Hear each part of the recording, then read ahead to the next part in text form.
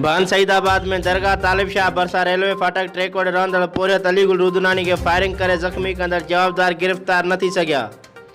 भान पुलिस एक जवाबदार के गिरफ़्तार कयो जेके पिण मुबीना तौर रिश्वत एवज़ आज़ाद कयो वियो। उन सिलसिले में पोरियत अलीगुल रुदनानी ॿुधायो त 3 ॾींहं अॻु 8 जवाबदार यूसुफ रुदनानी, अनवर रुदनानी, लाल बख्श रुदनानी, नवाज़ रुदनानी, वालू रुदनानी ऐं गुलाब रुदनानी हमलो करे फायरिंग कई।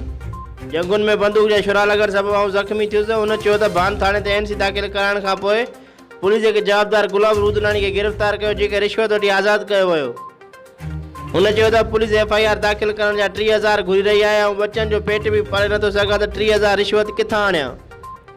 हुन चयो त प्लाट जे तकरार जा साॻियनि जवाबदार नगर में बि कुआड़ियूं हणी ज़ख़्मी कयो। केस त हथ न खणण ते हू क़तल जूं धमकियूं ॾेई रहिया आहिनि। पुलिस बि का मदद करण लाइ तयारु न आहे। ख़ुदा रा जवाबदार गिरफ़्तार करे इंसाफ़ कयो वञे। काशिफ़ अली चन्ना, सिंध सोशल न्यूज़, भान सईदाबाद।